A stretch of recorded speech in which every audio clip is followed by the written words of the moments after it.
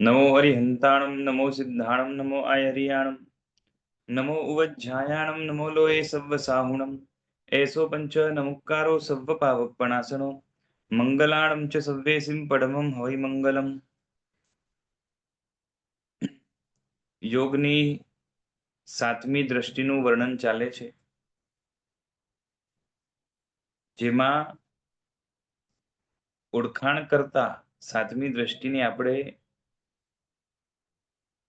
એ દ્રષ્ટિમાં રહેલા સાધકના અનેક ગુણોની કંઈક ઓળખાણ કંઈક પીછાણ કરવા માટે પ્રયત્ન કરી રહ્યા છીએ અને એમાં અમુક ગુણો આપણે જોઈ ગયા કે એમને નિમિત્તોની ખાસ કોઈ અસર નથી, પોતે નિરપેક્ષ જીવન જીવે છે, ગુરુની અપેક્ષા નથી, જાતે જ સાધનામાં આગળ વધી શકે એમ છે, આત્માના પ્રશમ સુખની અંદર મગ્ન રહે છે, ક્યારેક સાતમા ગુણસ્થાનકથી નીચે આવવાનું થાય તો પણ એટલા નીચે ન આવે, મોટા ભાગે પ્રાય કરીને, કે જેની અંદર વ્યક્ત એવા પ્રશસ્ત કષાયો થઈ જાય.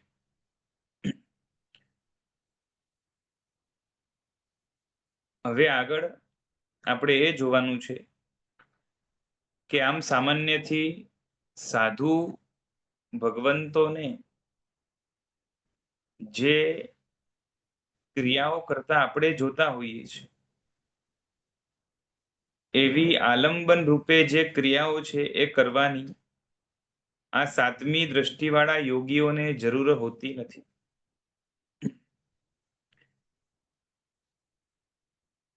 એટલે કે એમને દેવવંદન કરવું પડે, આવતા જતા ઈર્યાવહી કરવી પડે, સમુદાયની અંદર જ રહેવું પડે, એવું કમ્પલ્શન રૂપે એમના માટે નથી. એટલે કે આ બધું ન કરે તો ચારિત્રથી ભ્રષ્ટ થઈ જાય, નીચે આવી જાય, એવું બધું એમને નહીં બને. કારણ કે સાધનામાં આગળ વધતા વધતા એ જીવો એટલા આગળ નીકળી ગયા છે કે હવે આ બધું એમના માટે અકિંચિત કર છે, જરૂર નથી એની, એવી એમની દશા છે, એવી એમની અવસ્થા છે, અને એ અવસ્થાને સમજવી જરૂરી છે. કેવું છે કે મોક્ષ માર્ગના જ આ બધા જ જેટલા દ્રષ્ટિઓનો સોપાન છે ને, એ મોક્ષ માર્ગના જ અંશરૂપ છે. જેમ જેમ દ્રષ્ટિઓ આગળ વધે એમ આત્માની શુદ્ધિ આગળ વધે, જેમ જેમ આત્માની શુદ્ધિ આગળ વધશે એમ એમ આત્માના સાચા સુખની, સાચા ગુણોની અનુભૂતિ પણ આગળ વધશે. અને વ્યવસ્થિત તમે સમજી શકો, જાણી શકો તો ખ્યાલ આવે કે કેવું છે કે આત્મગુણોની જ્યારે રમણતા કરવી હોય ને, તો એ રમણતા આત્માનો પોતાનો સ્વભાવ છે. આત્મગુણોની રમણતા, આત્મગુણોમાં રહેવું, આત્મગુણોને માણવું એ આત્માનો પોતાનો સ્વભાવ છે. પણ એ સ્વભાવને રોકનાર કોણ છે? તો કે આત્મા ઉપર જે કોઈ પણ બંધનો છે, આવરણો છે, વિપરીત સંસ્કારો છે, એના કારણે આ બધા જ દોષો આત્માની અંદર પેસી ગયેલા છે, જામી ગયેલા છે, અને એને જેટલા અંશે દૂર કરવામાં આવે એટલા અંશે આત્માના સાચા સુખનો, સાચા ગુણોનો, સાચા ભાવોનો, સાચા જ્ઞાનનો, તટસ્થતાનો અનુભવ આત્મા કરી શકે. અને એ અનુભવની અંદર કેમ કેમ જઈને આગળ વધીને ક્વોલિટી બદલતી જાય છે, બદલે છે એના કરતા એમ કહેવાય કે ક્વોલિટી ઇમ્પ્રુવ થતી જાય છે. એ પહેલી દ્રષ્ટિથી આ સાતમી દ્રષ્ટિ સુધી આપણે જોઈ શકીએ. ખ્યાલ આવે છે? કારણ કે શું થશે કે આત્માને પોતાનું સુખ માણવું છે, પોતાના સાચા ગુણોને અનુભવવા છે. એ ગુણો કેવા હોય એની થોડીક પણ ઓળખ પહેલી દ્રષ્ટિથી થઈ જાય છે. ગુણોને મેળવવાની ઈચ્છા પણ પહેલી દ્રષ્ટિથી થઈ જાય છે. એને માટેની ઝંખના અમુક જાતનું પ્રણિધાન પણ પહેલી દ્રષ્ટિથી થઈ જાય છે. હવે પહેલી દ્રષ્ટિમાં જે આત્માની દશા છે એના કરતા બીજી દ્રષ્ટિમાં એ દશાની અંદર ઇમ્પ્રુવમેન્ટ આવશે. બીજી કરતા ત્રીજીમાં આવશે, ત્રીજી કરતા ચોથીમાં આવશે. ટોટલ દ્રષ્ટિઓ જે હરિભદ્રેશ્વરી મહારાજે બતાવી છે 8 છે. હવે 8 દ્રષ્ટિમાં છેલ્લી દ્રષ્ટિ એવી હશે કે જેની અંદર છેલ્લી દ્રષ્ટિનો છેલ્લો તબક્કો કહીએ તો ચાલે.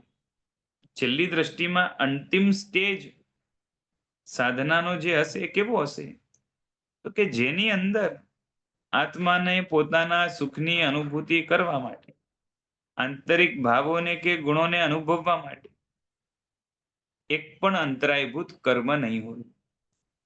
એક પણ અંતરાયભૂત કે આવરણભૂત એક પણ આત્મામાં મલિનતા દોષ કશું જ નહીં હોય.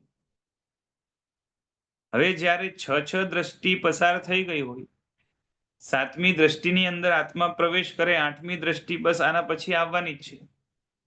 તો એના ઉપરથી પણ સમજાઈ શકે કે આત્મામાં કયા કોટીની કયા લેવલની શુદ્ધિ પ્રગટી ગઈ હશે અને આત્મા કેવા સુખને એ માણતો હશે. આંશિક સુખ કે સમાધિ તો આત્માની પોતાની પહેલી દ્રષ્ટિથી પણ પહેલા માણવાની શરૂ થઈ જાય છે, પણ એ અત્યંત ઓછી ને અવ્યક્ત છે. પછી પહેલી બીજી વગેરે દ્રષ્ટિની અંદર મામૂલી વ્યક્તતા એટલે અવ્યક્ત જેવું છે. અને ત્રીજી દ્રષ્ટિથી જેને કહેવાય ને કે જ્યાં બળવાન શ્રદ્ધા આવે છે, બલા નામની દ્રષ્ટિ છે, ત્યાંથી એ આત્મિક સુખની થોડીક ઝાંખી અનુભૂતિ વ્યક્ત જેને કહેવાય એવી થવાની શરૂ થાય છે. ખ્યાલ આવે છે? પહેલી દ્રષ્ટિમાં જેવું છે એના કરતા બીજીમાં, બીજી કરતા ત્રીજીમાં, એમ કરતા કરતા હવે 5મી દ્રષ્ટિમાં જ્યારે આત્મા હોય છે ત્યારે આત્મ સુખને ઓળખવા માટે એનામાં જરાય કચાશ નથી. આત્મામાં જે દોષો છે એને ઓળખવા માટે પણ જરાય કચાશ નથી. અને અમુક જાતના કર્મો જો નડતા ન હોય તો એની અનુભૂતિ, અમુક ગુણોની અનુભૂતિ કરવામાં પણ એને બહુ કોઈ બાધ નથી. છતાં પણ ત્યાં અમુક જાતના ચારિત્ર મોહનીયના ઉદયના કારણે અપ્રશસ્ત કષાયો થઈ જાય છે અને એના કારણે આત્મ સુખની અનુભૂતિમાં અમુક જાતની બાધા આવે છે. 6ઠ્ઠી દ્રષ્ટિમાં તો અપ્રશસ્ત કષાયનો નામો નિશાન નથી. પ્રશસ્ત કષાયથી ભરપૂર આત્મા હોય છે અને એટલો સમજદાર છે, એટલો વિચક્ષણ છે, એટલો ગુણિયલ છે, એટલો દીર્ઘદ્રષ્ટા છે, જગત આખા માટે આશીર્વાદ રૂપ છે. પૂતગલ સૃષ્ટિ ઉપર સારું એવું કાં તો પ્રચંડ વર્ચસ્વ ધરાવનાર છે અને એના મનની ઉપર ભૌતિક સુખ દુઃખની કોઈ અસર કે છાયા હોતી નથી. એટલા લેવલ સુધી આત્મા મજબૂત બની ગયો છે. અને એ 6ઠ્ઠી દ્રષ્ટિનું આપણે વર્ણન થોડુંક પણ વિસ્તારથી આપણે જોઈ ગયા. એના ઉપરથી ખ્યાલ આવે કે એનું સત્વ કેવું છે, એનું ઔચિત્ય કેવું છે, એનો પ્રભાવ કેવો છે, એનો પ્રતાપ કેવો છે, આ બધું આપણે જોઈ ગયા. હવે એનાથી આગળ વધીને હવે આત્મામાં પ્રશસ્ત કષાયની પણ પરવશતા જ્યારે નથી ત્યારે આત્મામાં જે સમતાનો, જે સમાધિનો, જે પ્રશમ રસનો ધોધ વહે છે અને આત્મા એની અંદર પૂરેપૂરો જ્યાં કહેવાય ને કે ડૂબી ગયો છે, એવા પ્રકારનો આત્મા છે. અને અહીંયાના જે સુખ છે એ એટલા બધા જબરદસ્ત છે કે એના વખાણ ભરી ભરીને શાસ્ત્રકારોએ જે છે ને કર્યા છે. સમજાય છે? મોક્ષ માર્ગમાં આગળ વધતા વધતા જેને આત્મ સુખમાં સતત મગ્ન રહેવું હોય એના માટે આ સાતમી દ્રષ્ટિ એક પ્રબળ મોટું શ્રેષ્ઠ આલંબન છે. ઉત્કૃષ્ટથી નજીકનું આલંબન છે. ઉત્કૃષ્ટ તો વિતરાગતામાં આવશે, પણ એનાથી નજીકનું છે. અને વિતરાગ જેવું જ છે. આ દ્રષ્ટિમાં રહેલાનું સંયમ પણ વિતરાગ સંયમ જ કહેવાય છે. ચારિત્ર પણ વિતરાગ ચારિત્ર જ કહેવાય છે. બરાબર છે? એટલે હવે પૂર્વના ત્રીજા ભાવમાં તીર્થંકરોને સરાગ સંયમ જે છે ત્યાં છઠ્ઠી દ્રષ્ટિ છે માટે, અને છેલ્લા ભાવની અંદર તીર્થંકરોને જે ચારિત્ર છે એ સરાગ સંયમ નથી, વિતરાગ સંયમ છે, અને માટે સાતમી દ્રષ્ટિ છે.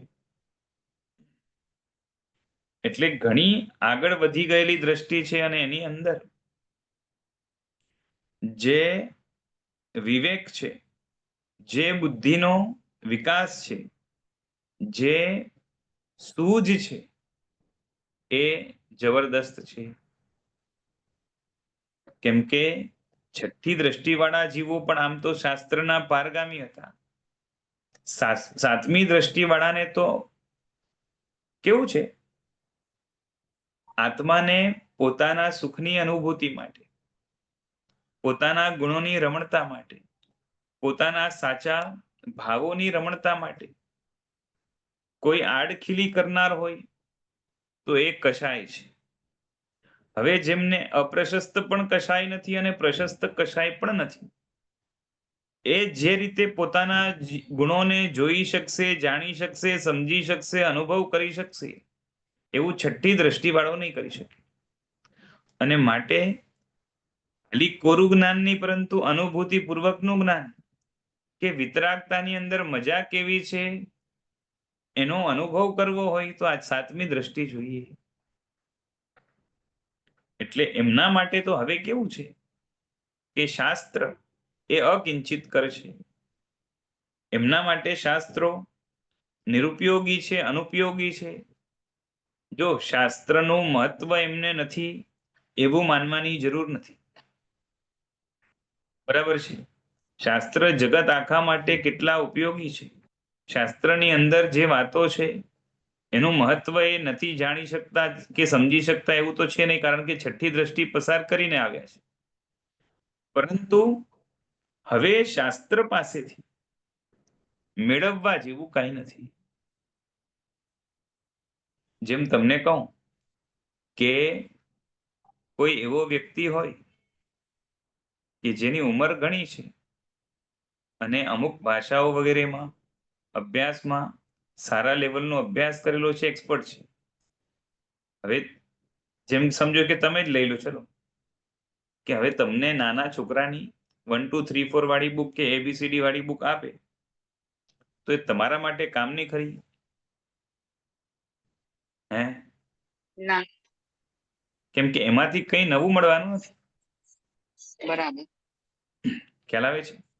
તો એનો મતલબ એમ નથી કે એ બુક નકામી છે, પણ મને હમણાં જે છે ને એમાં જે બોધ છે એ મને મળી ગયેલો છે. એમાંથી મારે કંઈ નવું મેળવવાનું નથી. હવે આમાં પ્રશ્ન એ આવે કે છઠ્ઠી કે પાંચમી દ્રષ્ટિવાળા જીવો પણ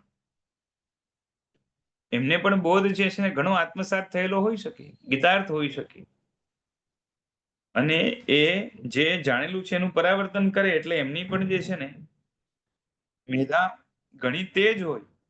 અને માટે શાસ્ત્ર ન ભણે કે શાસ્ત્રમાંથી વાંચે નહીં કે એની વાંચના લે નહીં કે બધું ન કરે, તો સ્વાધ્યાય આદિ ન કરે તો શું વાંધો આવે?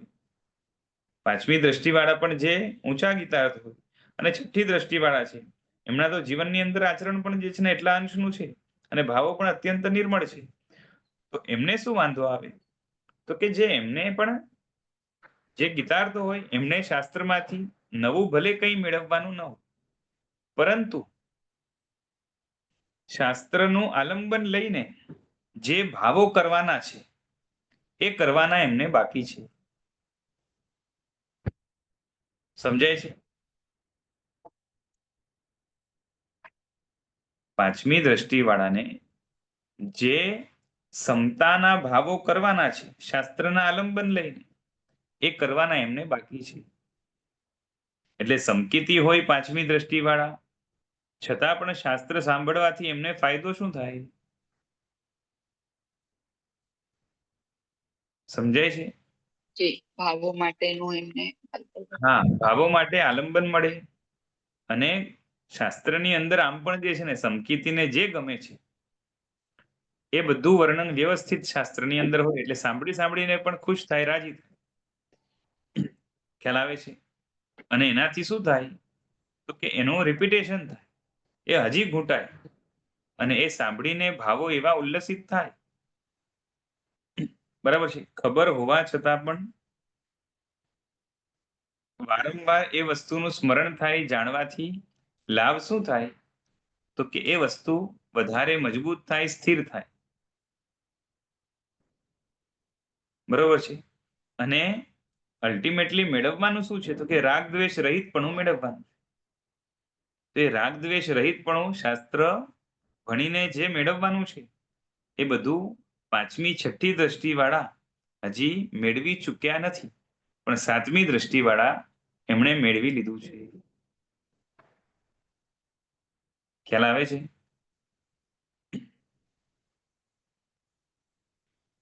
જી.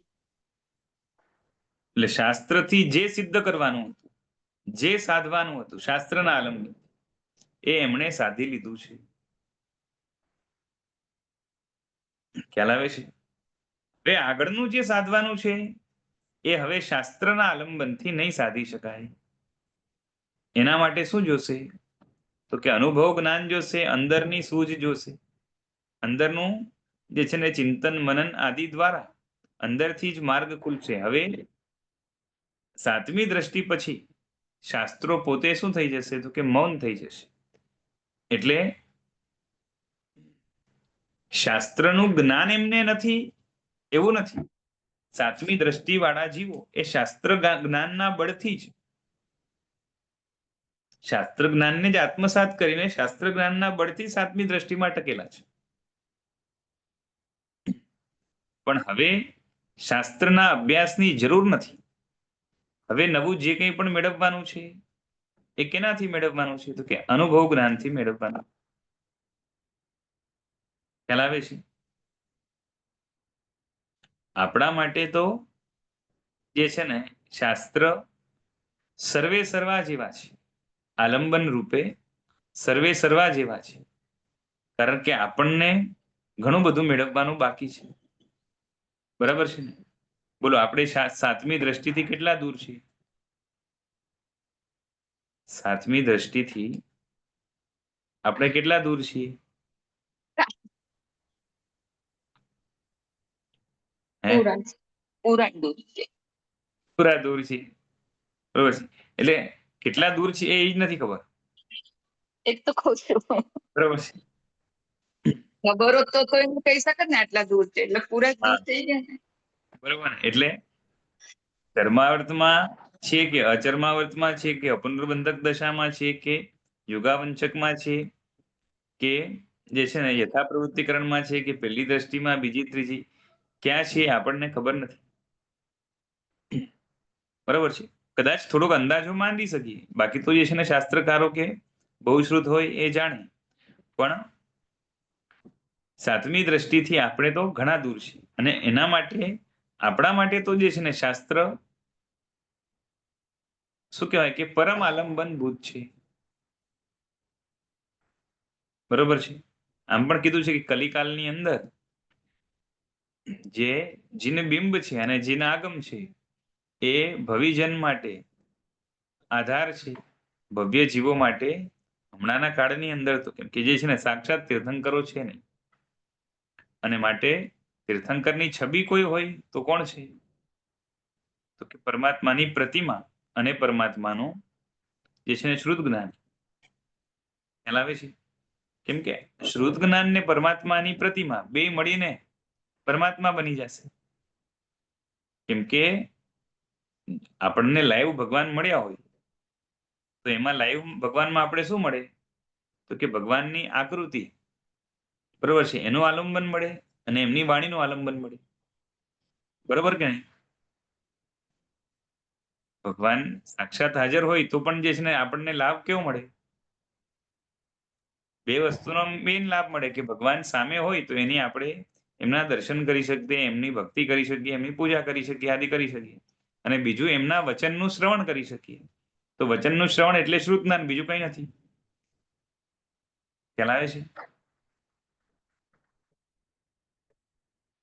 એટલે વર્તમાનમાં પણ સાક્ષાત તીર્થંકરને અનુભવવા હોય તો આ બંનેનું કોમ્બિનેશન, બંનેનું આલંબન. કેમ કે શું થશે કે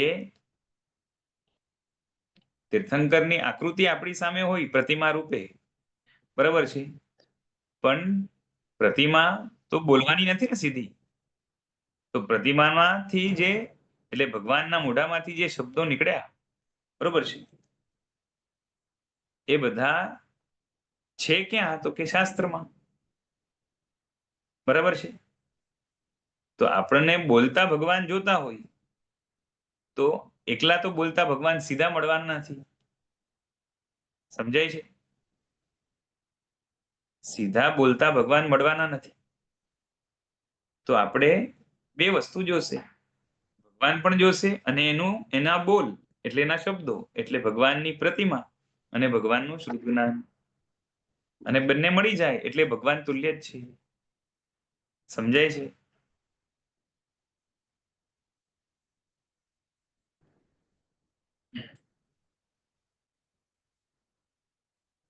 અને એમાં પણ ભગવાનની પ્રતિમાને પણ ભગવાન તરીકે ઓળખાવનાર તો કોણ છે?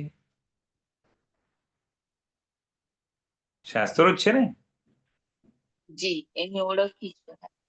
બરોબર છે. તો અપેક્ષા એ કહેવાય કે હમણાં આપણા માટે સૌથી ઊંચું શ્રેષ્ઠ આલંબન હોય તો શાસ્ત્રો જ છે. ખ્યાલ આવે છે? હા. કેમ કે આપણે જે ગુરુ મળ્યા હોય એ ગુરુ પણ સાચું બોલે છે કે ખોટું એ ચેક કરવું હોય તો એના માટે પણ આધાર શું છે? શાસ્ત્રો જ છે ને. શાસ્ત્રો. જી. બરોબર છે. જો અપેક્ષાએ શાસ્ત્રો ચડી જાય અને અપેક્ષાએ જે છે ને એ લાઈવ ગુરુ ચડી જાય, બરોબર છે. કેમ કે કેવું છે કે આપણને મળેલા શાસ્ત્રો છે શબ્દ રૂપે, પણ જો લાઈવ ગુરુ જો શાસ્ત્રોનું અધ્યયન કરીને શાસ્ત્ર અનુસારે એની બુદ્ધિ કેળવાયેલી હોય, એનું મન કેળવાયેલું હોય અને એના પ્રમાણેના ભાવો એ કરવા તૈયાર હોય અને કરતા હોય તો એવા જે ગુરુ છે એની અંદર તો એ ભાવો હકીકતમાં વિદ્યમાન છે. સમજાય છે? બુકની અંદર ભાવો નહીં હોય. અને જૈન શાસનમાં ભાવોની મુખ્ય કિંમત છે. એટલે જે ભાવ ગુરુ છે અથવા તો પ્રધાન દ્રવ્ય ગુરુ છે, બરોબર છે, એની કિંમત એમનેમ શાસ્ત્રો કરતા વધારે રહેવાની. હજી આગળ વધીને કહું તો શાસ્ત્રના જે અર્થો પરંપરાથી પ્રાપ્ત થાય છે એ પરંપરા મહાન છે. એટલે કોની પરંપરા? તો કે ગુરુની પરંપરા. એટલે ભગવાન મહાવીરથી લઈને પરંપરાથી જ્ઞાન જે ગુરુ પરંપરાથી પહોંચે છે એ આખી ગુરુ પરંપરા મહાન છે. પણ એ ગુરુ પરંપરાથી પણ મળે છે શું? તો કે શ્રુત જ્ઞાન. પછી એમણે આલેખન કર્યું હોય તો આપણા સુધી પહોંચે. ખ્યાલ આવે છે?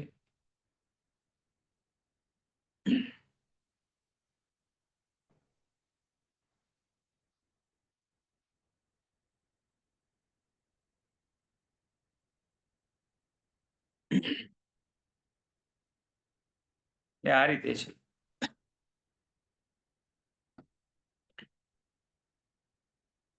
એટલે હમણાં સાતમી દ્રષ્ટિમાં શાસ્ત્રનો બોધ છે.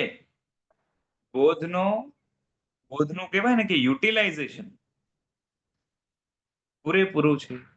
શાસ્ત્રથી મળતા બોધનું યુટિલાઇઝેશન ત્યાં સાતમી દ્રષ્ટિમાં, કેમ કે બોધ દ્વારા જે પ્રાપ્ત કરવાનું છે એ સમતા, એ સમાધિ, એ રાગદ્વેષ રહિતપણું, એ ઈચ્છા રહિતપણું, એ નિરપેક્ષતા, બરોબર છે, એ નિસ્પૃહતા, બધું જ સાતમી દ્રષ્ટિમાં પ્રાપ્ત થઈ જાય છે. બરાબર છે. એટલે આ સાતમી દ્રષ્ટિ વાળાને નથી શિષ્યની જરૂર, નથી ગુરુની જરૂર. કોના માટે? પોતાને તારવા માટે. પોતાને તારવા માટે નથી શિષ્યની જરૂર, નથી ગુરુની જરૂર, નથી સૂત્રની જરૂર, નથી અર્થની જરૂર, એટલે શ્રુત રૂપે નથી શાસ્ત્રોની જરૂર, નથી જિનાલય આદિ આલંબનોની જરૂર, નથી દેવવંદન આદિ ક્રિયાની જરૂર, નથી જે છે ને એ વગર કારણે પ્રતિક્રમણ આદિની પણ ક્રિયાની જરૂર. એટલે આ કેટલી હાઈટ ઉપર પહોંચી ગયેલા જીવો હશે એ આના ઉપરથી આપણને ખ્યાલ આવવો જોઈએ. બરોબર છે. એટલે શાસ્ત્રોથી જે બોધ પ્રાપ્ત કરવાનો છે એના કરતા હવે આગળનો બોધ પ્રાપ્ત કરવા માટે આ જીવો મહેનત કરી રહ્યા છે. અને શાસ્ત્રનો બોધ તો એમને સ્થિર છે. અપેક્ષા એમ કહેવાય કે શાસ્ત્ર કરતા પણ ચડિયાતા બોધવાળા છે. શાસ્ત્રથી સીધું બોધ જે થાય પાંચમી છઠ્ઠી દ્રષ્ટિ વાળા વગેરે જીવો, તો એ બોધ કરતા પણ આગળ નીકળી ગયેલા છે. બરોબર છે. એટલે એમ કે શાસ્ત્રનો બોધ સીધું જે છે ને સૂત્ર અર્થરૂપે જે પ્રાપ્ત થાય એના કરતા અંદર ભાવોની સ્પર્શનાથી અંદરમાં જે બોધ ખીલ્યો છે એ શાસ્ત્ર બોધ કરતા ઊંચો છે. બરોબર છે. અને શાસ્ત્ર દ્વારા જે સાધવાનું હતું એ એમને સિદ્ધ થઈ ગયું છે. એટલે તો આ બધા કેવા છે? સિદ્ધ યોગીઓ છે. બરોબર છે. એમને હવે કશું સિદ્ધ કરવાનું બાકી નથી શાસ્ત્રથી, શાસ્ત્રના આલંબનથી, અને માટે એમને શાસ્ત્રની જરૂર નથી. બરોબર છે. હવે જો શાસ્ત્રની જરૂર ન હોય તો એનાથી ઉતરતા બીજા કોઈ પણ આલંબનની તો એમને શું જરૂર હોય? બરોબર છે. જેમ ચશ્મા વગર જેને ન દેખાતું હોય એને ચશ્માની જરૂર પડે, પણ ચશ્મા વગર જ જે એકદમ ચોખ્ખું જોઈ શકે છે, બરાબર છે, એને ચશ્મા પહેરાવો તો એ ચશ્મા એના માટે ઉપયોગી થાય કે ભારરૂપ થાય? હે? ભારરૂપ થાય ને, એને નડે. નડે. બરોબર છે કે ભાઈ એમને એમ દેખાય છે, અને ઉલટાનું શું થાય ખબર છે કે નંબર દેખાય વગરની નહીં. નંબર વગરની હોય ને તો બહુ વાંધો ના આવે, પણ નંબર વાળી હોય, બરોબર છે, કેમ કે નંબર વગરની ચશ્મા તો આમે જે છે ને જોવા માટે કામની નથી, એ તો ધૂળ વગેરેથી બચાવે એના માટે હોય. સનરેઝ કે ધૂળ વગેરે જે છે ને એ આંખને નુકસાનકારી તત્વોથી બચાવે એના માટે. બાકી જોવા માટે ચશ્માની જરૂર જે છે જેને હોય એને તો નંબર વાળી ચશ્મા હોય ને. એ જે નંબર વાળી ચશ્મા છે એ જેને નંબર નથી એને પહેરાવો તો એને ઉલટાનું દેખાતું હોય એમાં કેવું થઈ જાય? સ્પષ્ટ એમને એમ દેખાય છે અને ચશ્મા પહેરાવો નંબર વાળી તો ઉલટાનું ધૂંધળું. દેખાતું ધૂંધળું થઈ જાય, ખરાબ થઈ જાય, ટ્વિસ્ટ થઈ જાય. બરાબર ને?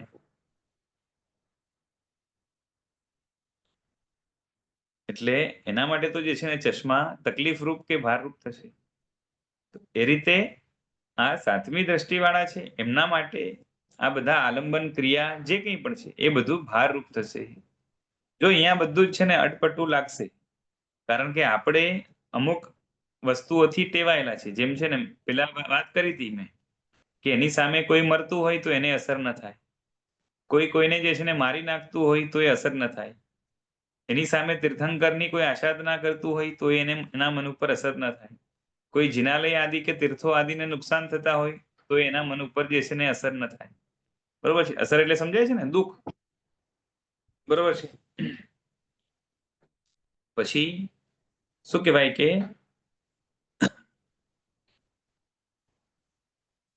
જો કોઈ આવું કંઈ કરતું હોય તો આ કંઈ પ્રતિક્રિયા ન કરે એવું નથી કહેતું. એના મન ઉપર અસર ન થાય એમ કહું છું. તમને સમજાય છે? દાખલા તરીકે એના કોઈ ગુરુ છે, ગુરુથી અલગ નથી રહેતા, હમણાં જંગલમાં નથી રહેતા. આત્મા વાળા જંગલમાં પણ રહી શકે, સમુદાય વચ્ચે પણ રહી શકે, પણ નિર્લેપ રહે. એટલે હવે એના ગુરુની કોઈ એને આઘાત ના કરે કે અપમાન કરે તો એના મન ઉપર જે છે ને રાગ દ્વેષ રૂપ અસર ન થાય. પણ એ આશાતનાનું નિવારણ ન કરે એવી વાત નથી. સમજાય છે? બે વસ્તુ અલગ છે.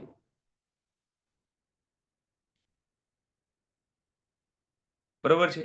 લાગે તો કરે પણ ખરા, ને ના લાગે તો ન પણ કરે, પણ એના મન ઉપર રાગ દ્વેષ રૂપે, પ્રશસ્ત પણ રાગ દ્વેષ રૂપે કોઈ અસર ન થાય.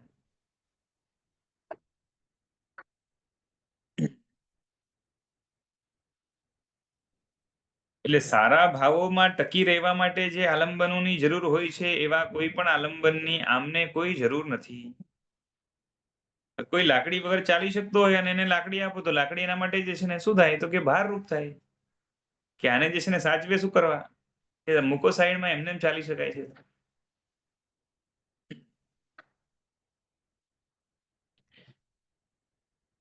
એટલે કેવું છે કે અનુષ્ઠાન એમનું જે કંઈ પણ હોય એ સમાધિ વાળું છે, સમતા વાળું છે, હંમેશા સમત્વ ભાવમાં રહેનારા છે. બરોબર છે? એટલે બાહ્ય જે કોઈ પણ અનુષ્ઠાન, આપણે ધાર્મિક અનુષ્ઠાન તરીકે આપણા માટે જે પરમ આલંબન રૂપ છે એ એમના માટે ત્યાજ્ય રૂપ થશે, છોડી દેવા રૂપ થશે. બરોબર છે? અને એમનું મુખ્ય કામ એ જ છે કે આત્મરમણતામાં રહે. અને આત્મરમણતાનો અર્થ મેં પહેલા પણ કીધું હતું કે જે છે ને આત્માનું ધ્યાન કરે, આત્માનો વિચાર કરે અને એની અંદર જ જે છે ને ખોવાઈ જાય એવો અર્થ નથી.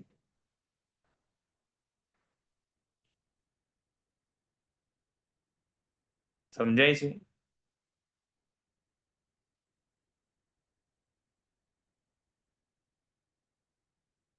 આત્માનું જ ધ્યાન કરે એવું જરૂરી નથી. ધ્યાન કોઈ પણ વસ્તુનું થઈ શકે.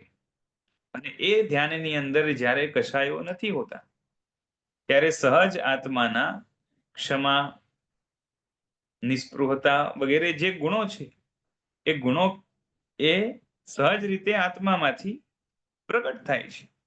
અને એ પ્રગટ થયેલા ગુણો એનો એને સતત અનુભવ છે. આ જ એની આત્મરમણતા છે.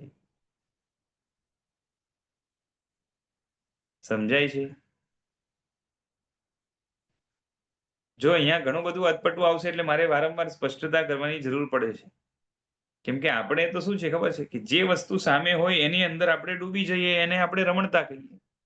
મીઠાઈ ખાતા હોઈએ, બરાબર છે, જેને મીઠાઈ ભાવતી હોય એની વાત છે, જેને બીજું કંઈ ભાવતું હોય, બરોબર છે, બરોબર છે, કઈ વાનગી બીજી કોઈ ભાવતી હોય, કોઈને ચટપટું ભાવતું હોય, કોઈને તીખાસ વાળું ભાવતું હોય, કોઈને જે છે ને મીઠાસ વાળું ભાવતું હોય, અને એ વસ્તુ જ્યારે ખાતો હોય ને એની અંદર એ મગ્ન થઈ જાય તો એનો મતલબ શું થયું કે એ વસ્તુના ધ્યાનની અંદર એ મગ્ન છે અને એમાં જ એ મજા માણી રહ્યો છે, એટલે એને આપણે રમણતા માનીએ છીએ. પણ અહીંયા એવું નથી.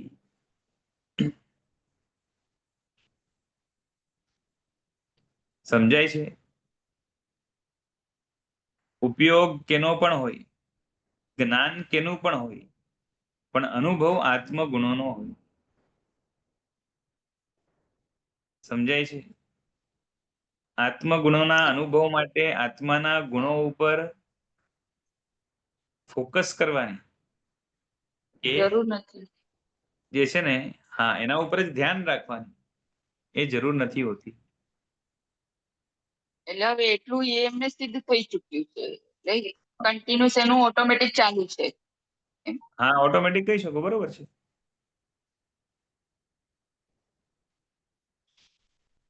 ખ્યાલ આવે છે? અને આ તો જે છે ને સીધી વાત છે. આપણે સમજતા નથી. તમે વિચાર કરો કે જ્યારે કોઈ ઉપર ગુસ્સો કરતા હોઈએ, કોઈ ઉપર જ્યારે આપણે ગુસ્સો કરતા હોઈએ, તો ત્યારે ગુસ્સાનું પાત્ર બીજો વ્યક્તિ છે ને? સમજાય છે? હમ ગુસ્સાનું પાત્ર બીજો વ્યક્તિ છે. ગુસ્સો પેદા ક્યાં થાય છે? આત્મામાં. આત્મામાં. તો જ્યારે ગુસ્સાની અંદર એ મગ્ન છે, ધ્યાન સામેવાળા પ્રત્યે હોવા છતાં જે છે ને એ ગુસ્સાની અંદર મગ્ન કહેવાય છે ને. હમ આપણે કહીએ છીએ કે ગુસ્સામાં આંધળો બની ગયો, એ ગુસ્સામાં ડૂબી ગયો, બરોબર છે? તો બનતું જ હોય છે. સમજો કે રાગ છે દાખલા તરીકે, કોઈ પ્રત્યે રાગ થયો હોય, અત્યંત આકર્ષણ થયું હોય જ્યાં, તો ત્યાં રાગનો પાત્ર તો સામેવાળો હોય. પણ જ્યારે એ આપણે કહીએ કે રાગની અંદર મગ્ન છે, તો રાગ તો આત્મામાં પેદા થયું છે. રાગ સામે પેદા નથી થયું, ક્યાં થયું છે? આપણા બરોબર. આત્મામાં. સામેવાળો તો ઘણી વાર વૈરાગી પણ હોય, બરોબર છે? એને કઈ ફરક પણ ના પડતો. તો આત્મામાં રાગ પેદા થયો છે, તો આપણે કહીએ ને કે આ પોતે પોતાના રાગની અંદર ડૂબી ગયો છે. તો રાગમાં ડૂબવા માટે જેનું જ્ઞાન કરીએ છીએ, જેનું ધ્યાન કરીએ છીએ, બરોબર છે, ત્યાંથી ધ્યાન ખસેડીને આત્મામાં ધ્યાન લાવવું એ જરૂરી નથી. તો એ રીતે વૈરાગ્યના ભાવો છે, વિતરાગતાના ભાવો છે, કે નિષ્પૃહતાના ભાવો છે, કે ક્ષમાના ભાવો છે, એના માટે ક્ષમા ઉપર ફોકસ કરવું જરૂરી નથી. આત્મા ઉપર ફોકસ કરવું જરૂરી નથી. હું એ જ વેદના જે કરી રહ્યો છે ને, હા, આપણે ક્રોધ નું કરતા હોઈએ છીએ, એ ઓલાનું. એટલે બસ જેનું એ જે કરતી હોય વ્યક્તિ એ. હા, કે પેલા વિપરીત ભાવો છે, ત્યાં દોષોની રમણતા છે. જેમ દોષોની રમણતા માટે જે છે ને દોષને જોવું જરૂરી નથી. ખ્યાલ આવે છે? એ જ રીતે ગુણોની રમણતા માટે ગુણોને જોવું કે આત્માને જોવું કે સ્વને જોવું જરૂરી નથી.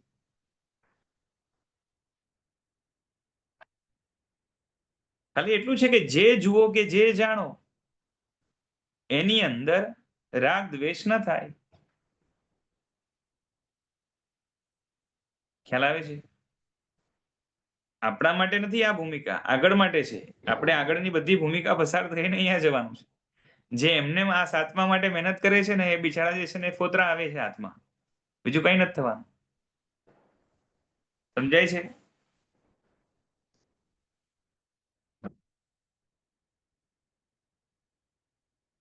જેને હોય કે ભાઈ જે છે ને છેલ્લે 7મી 8મી દ્રષ્ટિ જ પામવી છે, તો પેલાની બધી દ્રષ્ટિને પંચાયત મૂકો, આપણે જે છે ને આપણા આત્મામાં મગ્ન રહીએ. પણ આત્મામાં મગ્ન રહેવા માટેની જે છે ને જે બેઝ જોઈએ ને, કે ભાઈ જે કંઈ પણ આપણે જોઈએ જાણીએ એની અંદર આપણે રાગદ્વેષ ન થાય. 7મી દ્રષ્ટિવાળા કેવા છે? એને રાગદ્વેષ થતા નથી. એ રાગદ્વેષથી લડે છે એવું નથી. સમજાય છે? એનો સ્વભાવ જ એવો બની ગયો છે, એનો નેચર જ એવો બની ગયો છે કે જ્યાં પણ દ્રષ્ટિ કરશે એને રાગદ્વેષ નહીં થાય. એ જોશે જાણશે. બસ આપણે જેને કહીએ ને જ્ઞાતા દ્રષ્ટા ભાવ, બરાબર છે? પછી શું કહીએ પેલું ક્રમબદ્ધ પર્યાય, બરાબર છે, કે જે છે ને લાઈનથી થતું જાય એની અંદર એ ત્યાં જ્ઞાતા દ્રષ્ટા ભાવે ઇન્વોલ્વ થાય.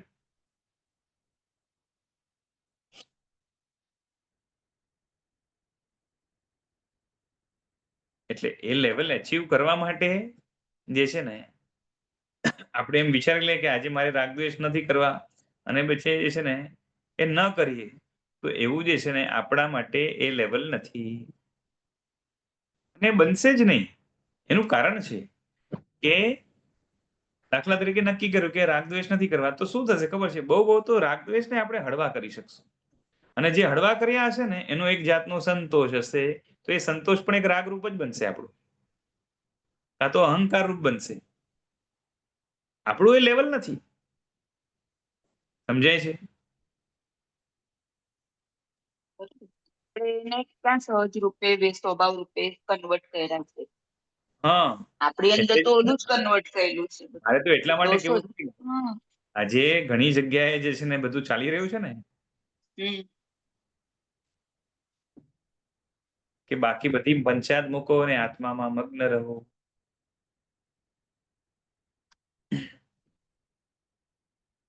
ખ્યાલ આવે છે? તમે છઠ્ઠી દ્રષ્ટિ પસાર કરી શકતા હો તો જે છે ને સાતમીમાં આવશો. છઠ્ઠી દ્રષ્ટિમાં કેવું છે ખબર છે? આખી દુનિયાના બધા દુઃખો માથે આવી જાય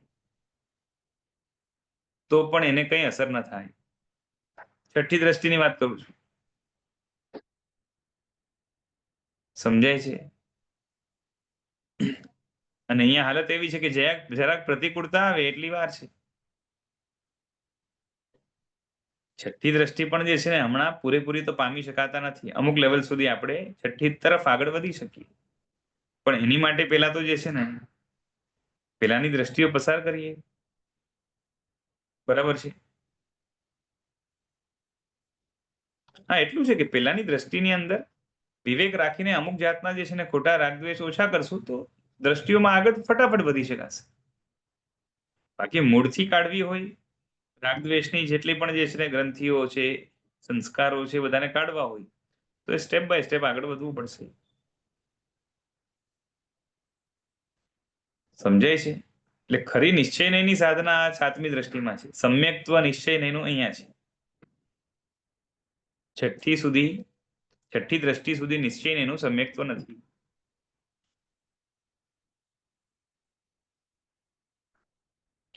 એટલે એ જે છે ને જેને એવું લાગતું હોય કે ભાઈ જે છે ને મને તો બહુ કોઈ રાગદ્વેષ થતા નથી, તો એ રાગદ્વેષની મંદતા છે એ અભવ્ય પણ કરી શકે છે. એમાં કોઈ નવાઈ નથી. ખ્યાલ આવે છે?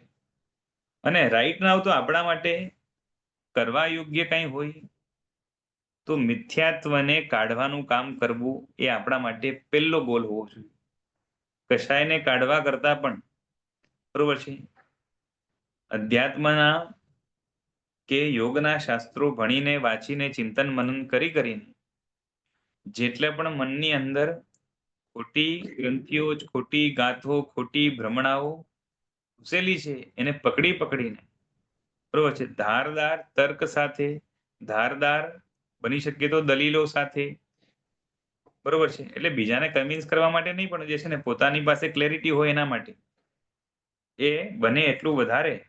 દાખલા તરીકે જે છે ને હું કહું કે જે છે ને આપણે માનીએ છીએ કે આપણે આત્મા છીએ, શરીરથી જુદા છીએ, તો એની માટે આપણી પાસે સમજો 10 દલીલ છે, તો 10 દલીલ છે ને આપણે વેલ કન્વિન્સ છીએ, તો ત્યાં સ્ટોપ નહીં થવાનું. 11મી, 12મી, 13મી દલીલો ગોત્યા કરવાની. બરોબર છે? એનાથી શું થશે તો કે જે છે એની પણ જે છે ને ધાર વધશે. સમજાય છે?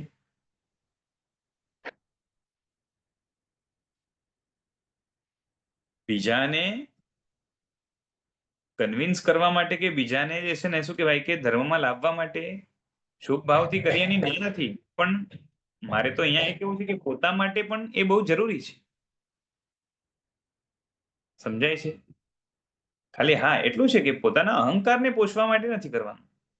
પેલું આપણે કહીએ ને વિદ્યા ભણ્યો હું વાદ માટે કેટલી કથની કહું, તો એવું નહીં કે ભાઈ જે છે ને વાદમાં જીતીને જે છે ને મારો કોલર ઊંચો રહે એના માટે કરવું, એ વાત નથી. પણ એટલું જ છે કે નવે નવ તત્વ બહુ સારી રીતે પોતે આપણે લોકની સામે સ્થાપિત કરી શકીએ ત્યાં સુધી જે છે ને મહેનત કરવા જેવી છે.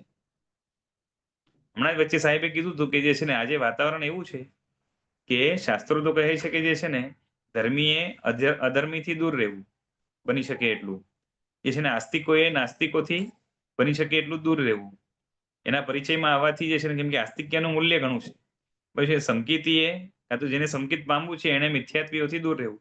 પણ હાલત હમણાં એવી છે કે ચારે બાજુ બધી જગ્યાએથી બરોબર છે કે 8 કે 10 દિશાઓથી કેવું હોય ને તો બધી જગ્યાએથી એ નાસ્તિકતાનો, અધર્મનો કે મિથ્યાત્વનો મારો છે. તો એનાથી બચવું કઈ રીતે? કેમ કે જંગલમાં જઈને તો રહી ન શકાય. આપણા ઘરની અંદર જ મિથ્યાત્વીઓ હોય, બરોબર છે, આપણા પડોશી મિથ્યાત્વીઓ હોય કે નાસ્તિક હોય કે XYZ હોય, આખી દુનિયા એનાથી ભરેલી હોય, આખું મીડિયા એનાથી ભરેલું હોય, અને જે છે ને એનાથી બચવું બહુ અઘરું બને. અને આપણે જે આસ્થા શાસ્ત્રથી કે આલંબનોથી સારા મળી હોય, ગુરુથી, દેવથી, તો એ બધું મળ્યું હોય એનું મૂલ્ય ઘણું છે, તૂટવું ના જોઈએ. તો એના માટે જે છે ને હમણાં રસ્તો શું છે તો કે જે છે ને બની શકે એટલું વધારે ચિંતન મનન કરીને એક એક તત્વોને જે છે ને એવા બેસાડો કે સામેવાળો દલીલ કરે તો આપણી પાસે સામે દલીલ હોવી જોઈએ. સમજાય છે?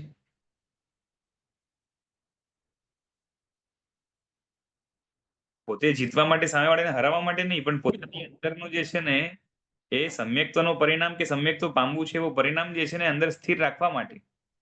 નહીં તો જે છે ને શું કહેવાય કે ઢીલા પાડવા માટે કેટલા બધા પરિબળો બેઠા છે આપણી આસપાસ, અને એ ન થાય માટે આપણે એટલું સાવધાન સતર્ક રહેવું પડે. ખ્યાલ આવે છે?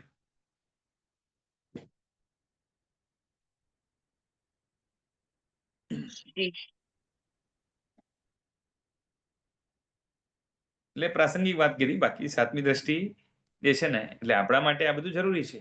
પછી આગળ વધતા વધતા બધું આત્મસાત થાય તો પાંચમીમાં પણ જે છે ને વિરતિના પરિણામ વગેરે, પછી છઠ્ઠી દ્રષ્ટિ જેની અંદર જે છે ને શુભતા અને શુભતાનું જે છે ને પ્રકર્ષ અને અશુભતાનો નાશ એ બધું આવશે. અને પછી જે છે ને એ મુખ્ય રસ્તે આગળ વધતા આ સમતાના પરિણામોમાં આત્મા આગળ વધી શકશે. એટલે કેવું છે કે ભાઈ આ બધા સાતમી દ્રષ્ટિવાળા જીવો એમને કદાચ જે છે ને ક્રિયાઓની અમુક જાતની જે ક્રિયાઓ કેવી છે કે ચારિત્રની અંદર સ્થિર રાખે, અશુભ ભાવોથી બચાવે, શુભ ભાવોમાં અથવા તો શુદ્ધ ભાવોમાં પ્રવૃત્તિ કરવા માટે મદદરૂપ બને એવા જે ટેકારૂપ ભાવો છે, અથવા તો ટેકારૂપ વ્યક્તિ છે, ગુરુ થઈ ગયા, પછી બીજા પણ જે એ સાધર્મિકો હોય, બરાબર છે, સાધુ માટે સાધર્મિક સાધુ હોય અને બીજા માટે જે છે ને ગૃહસ્થ માટે ગૃહસ્થો હોય, એ બધાની પણ જરૂર આને નથી, સાતમી દ્રષ્ટિ વાળાને નથી. બરોબર છે? પોતાના આત્મરમણતાની અંદર મગ્ન છે, ઝૂલે છે, એની અંદર જ જે છે ને હાલે છે.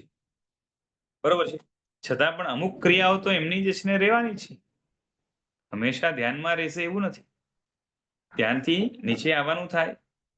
અમુક ક્રિયાઓ પણ કરવાની આવે, જેમ છે ને ભોજન પણ લેવું પડશે, ઠંડી માતૃ પણ જવું પડશે, અમુક જે છે ને શરીરની રોગોના કારણે પીડા બાધા પણ રહેવાની. પણ હવે એ રોગોથી તો છઠ્ઠી દ્રષ્ટિવાળા જે છે ને પર થઈ ગયા છે, તો અમને બહુ ફરક ના પડે. પણ અમુક જાતની જે છે ને આ બધી વસ્તુ તો રહેવાની ને. બરોબર છે? ખાવું ને જાવું એ બધું તો રહેવાનું જ છે. અને એના કારણે ગોચરીએ જવું પડે, સ્થંડિલ જવું પડે, આ બધી શારીરિક જે છે ને પ્રવૃત્તિ કરવાની આવે. તો એ બધી પ્રવૃત્તિમાં પણ એમની આત્મરમણતા જે છે ને એ બાધા એને ન પહોંચે, એ સતત ચાલુ રહે. બરાબર છે? એટલે એમની સમાધિ ટકેલી છે, મેન્ટેન છે.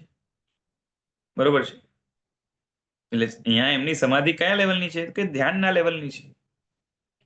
અને ધ્યાન એ શું છે? ચિત્તની મનની એકાગ્રતા રૂપ છે. કે મન કે ચિત્ત જે કાર્ય કરશે એની અંદર એકાગ્ર રહેશે, અને એકાગ્રતાની સાથે પોતાનો જે છે ને બોધ એની સાથે એવો સહાયક રહેશે કે જેના કારણે એને રાગ દ્વેષ નહીં કરવા દે, થશે જ નહીં. બરોબર છે? એટલે જે કંઈ પ્રવૃત્તિ કરશે, ખાવાનું કાર્ય હશે તો ખાવામાં ધ્યાન હશે, પીવાનું કાર્ય હશે તો પીવામાં ધ્યાન હશે, સ્થંડિલનું કાર્ય હશે તો સ્થંડિલમાં ધ્યાન હશે, માતૃનું કાર્ય હશે તો માતૃમાં ધ્યાન હશે, કોઈ સાથે વાતચીત કરતા હશે તો એની અંદર જ જે છે ને ધ્યાન રહેશે, આડા અવડા નહીં જાય. કેમ કે આ બધા ધ્યાનની ભૂમિકા વાળા છે, એટલે એમની એકાગ્રતા તો એવી જોરદાર હોય જ. બરોબર છે? એમનામાંથી આપણે પણ શીખવા જેવું છે કે જે પ્રવૃત્તિ આપણે કરતા હોઈએ એની અંદર બરોબર ફોકસ હોય આપણું, તો એ પ્રવૃત્તિ બહુ સરસ થાય, સારી રીતે થાય. બરોબર છે? એકદમ સફળ થાય એવી થાય. બાકી આપણી હાલત એવી છે કે જે છે ને એ જે પ્રવૃત્તિ કરીએ એમાં તો અમુક સમય જાય એટલે અહીંયા ત્યાં જે છે ને ડાફોડિયા મારવાનું ચાલુ થાય, અમુક સમય વધારે લંબાય તો કંટાળો આવવા માંડે. તો આ બધી આપણી નિસાત્વિકતાની નિશાની છે. બરોબર છે? અને એકાગ્રતાની ખામી છે, ચંચળતાની પણ નિશાની છે. તો આ બધું થતું હોય છે. એનું કારણ શું છે કે આપણે અંદરથી કેવા તો કે વાંદરા જેવા ચંચળ છે.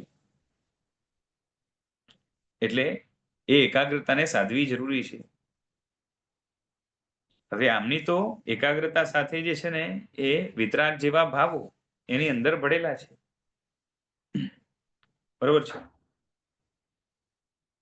અને હવે એ પણ જે છે ને આપણને અચરજ કે આશ્ચર્ય ઉપજાવે એવા છે. દાખલા તરીકે કે આપણે ભાવતી વસ્તુ મળે તો એમાં રાગ ન થાય એવું બને નહીં. સમજાય છે?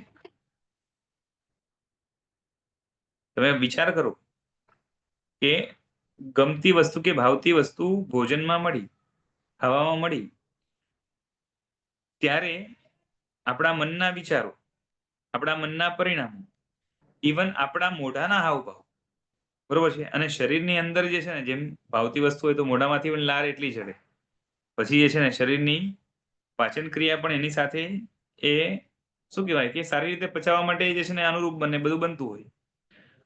અને ત્યારે આપણા જે હાવભાવ, આપણા મનોભાવ, આપણા મોઢાના ભાવો, બરોબર છે, એ અને એની સામે ન ભાવતું મળે તો એમાં જે કંઈ પણ ભાવો થાય, બાહ્ય કે આંતરિક, બંનેમાં ફરક પડે કે ન પડે? માનસિક પડે. વિચારો, મનના ભાવો, યસ. મોઢા ઉપરના ભાવો, પછી પ્રવૃત્તિ.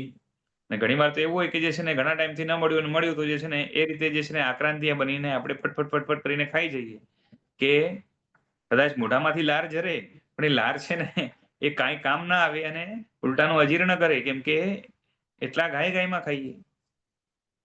તે બધું જ જે છે ને દેખાય, સામેવાળો ને જોતા આવડે તો બરોબર દેખાય કે આ જે છે ને એ બિચારો રાગના કારણે પીડાય છે.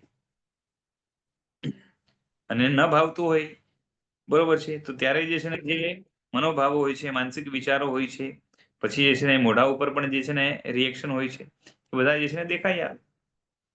ન ભાવતી વસ્તુ કદાચ ખાવાની આવે તો પણ જે છે ને કેટલા જે છે ને બોલો ગાયમાં ખાઈ શકીએ કે ધીરે ધીરે ઉતરે?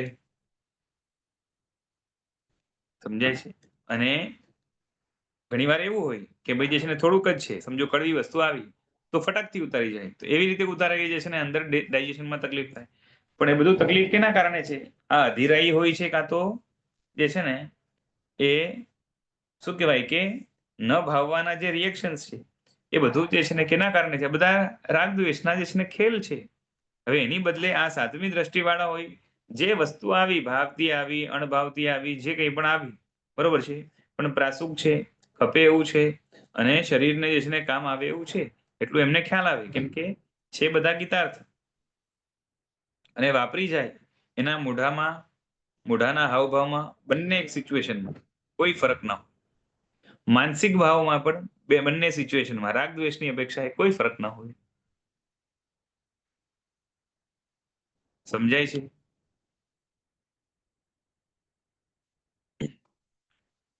એટલે આ એમનું લેવલ છે, એમનું જે છે ને એમની સમાધિ છે, એમનું ધ્યાન છે, એમના ચિત્તની એકાગ્રતા છે. અને જે કરશે એની અંદર જે છે ને ધ્યાન, ખાવાનું હશે તો ખાવાની વસ્તુમાં, ખાવાની ક્રિયામાં એમનું ધ્યાન હશે, બીજે ક્યાંય ધ્યાન નહીં. બરોબર છે? એટલે એકાગ્રતા ચિત્તની એમાં ગોઠવાયેલી હશે. હવે ખાવાની વસ્તુમાં ભાવતી વસ્તુ આવે, સારી વસ્તુ આવે કે અનુકૂળ વસ્તુ આવે, અને એમાં જ્યારે ધ્યાન હોય તો આપણી હાલત શું થાય કે રાગ થઈ જ જાય, લાવવો ના પડે. ન ભાવતી વસ્તુ આવી જાય, કાં તો એક્સપેક્ટેડ હતી એ ના આવે, તો જે છે ને દ્વેષ કે અણગમો કે જે છે ને મોઢું બગડી જાય, આ મન બગડી જાય, બધું બને. એમને નહીં બને. બરોબર છે? આ તો ખાવા પીવાની વાત છે, બાકી બધી વસ્તુમાં આ રહેવાનું છે. એટલે જે પ્રવૃત્તિ હશે એ પ્રવૃત્તિ, અને ચાલતા હશે તો ચાલવામાં જે છે ને ધ્યાન હશે, બરોબર છે. અને ઈર્યાવી માટે એમને નીચે જોવું નહીં પડે, જોવાય જ જશે, કારણ કે સહજ છે, બરોબર છે. એમને શું છે? અસંગ અનુષ્ઠાન છે. અને અસંગ અનુષ્ઠાનની અંદર એ જ હોય છે કે જે છે ને જ્યારે જે કરવાનું એમને ખબર હોય ને એ રીતે કરતા હોય, બરોબર છે. કે મારાથી જે છે ને કોઈ જીવ મરી જશે, બરોબર છે, તો એવું જે છે ને એવા ભાવો રાખીને કે એવી દયા જાળવીને કરે એવું પણ નથી કે ભાઈ હા ન મરવા જોઈએ, બરોબર છે, આપણે નહીં મારીએ અને ચાલીએ આગળ, બરોબર છે, જોઈને ચાલે.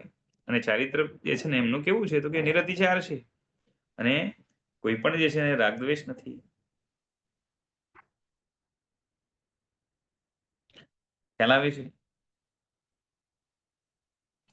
અને એટલા બધા, બરોબર, આમ છે ને જોઈને અમુક રીતે આપણે લાગે કે જે છે ને એ એઆઈ એ પ્રોગ્રામ કરેલો રોબોટ હોય ને, બરોબર છે, કે ભાઈ જે છે જેને શું કહેવાય કે સુખ દુઃખની કોઈ અસર નથી, જાણે જે છે ને કોઈ સંવેદના જ નથી,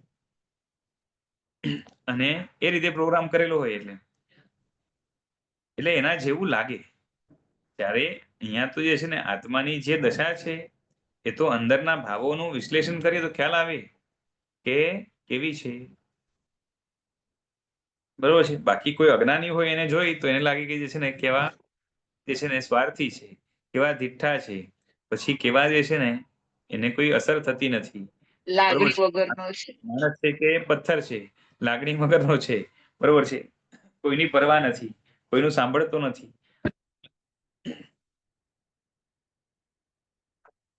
અને જ્યારે જે કરવાનું હોય એ કરી લે. બરોબર છે. એટલે અંદરથી જ જે છે ને એલાર્મ સેટ હોય કે એ ખાવાનો સમય થયો તો ખાઈ લે, એ છે ને માતૃનો સમય થયો તો માતૃ જાય, સંડીનો સમય થયો તો સંડીલ જાય, પછી જે છે ને વિહારનો સમય કર્યો તો વિહાર કરે. બરોબર છે. એટલે આ એક ઊંચી દશા છે. એટલે ઈચ્છા કર્યા વગર, બરોબર છે, જે કાર્ય જ્યારે કરવાનું એ આપમેળે જે છે ને એ થયા જ કરે. બરોબર છે. એટલે એ લોકો પોતે જ કરે છે, પણ જાણે જે છે ને એ કોઈ જગ્યાએ ઘાય, હડબડી, ભય, ચિંતા, સંકલ્પ, ઈચ્છા કઈ નથી. એટલે આપણાથી જે છે ને ઘણી ઘણી ઘણી ઘણી ઘણી ઊંચી દશા છે. બરોબર છે. એટલે ધ્યાનની પરિપક્વ દશા છે. આની પહેલા પણ ધ્યાન હોઈ શકે છે. બરોબર છે. કેમ કે છઠ્ઠી દ્રષ્ટિવાળાને ધર્મ ધ્યાન હોય છે સારું. બરોબર છે. અને ક્યારેક ક્યારેક શુક્લ ધ્યાન પણ હોય. તો અહીંયા તો ધ્યાનની ઊંચી દશા છે, પરિપક્વ દશા છે. બરોબર છે. એટલે ધર્મ ધ્યાન પણ ઘણું વિશુદ્ધ હોય. બરોબર છે. આમ તો શુક્લ ધ્યાન જેવું હોય. અને આ બધું જ જે થાય છે ને જે ક્રિયાઓ એનું કારણ છે કે પૂર્વમાં એ બધી જ ક્રિયાઓ, એ બધા જ્ઞાનનો એ અભ્યાસ કરીને આવ્યા છે. અને માટે એટલું ઘૂંટાઈ ગયું છે કે સતત એમનો ઉપયોગ એ ક્રિયાઓની અંદર, ઉચિત ક્રિયાઓની અંદર સતત જાગૃત રહે છે. બરોબર છે. એ ક્રિયા યોગ્ય પરિણામો કરવા નથી પડતા, હેબિચ્યુઅલ થઈ ગયા છે. અને માટે સહજ ભાવે એ બધા પરિણામો પણ થયા કરે છે. એટલે એમના માટે જે ક્ષમતા છે એ લાવવાની વસ્તુ નથી, એ એમનો સ્વભાવ બની ગયો છે, એમની પરિણતિ બની ગઈ છે, એમનો પરિણામ બની ગયો છે. બરોબર છે. અને માટે સમાધિમાં, ક્ષમતામાં સતત રહે છે.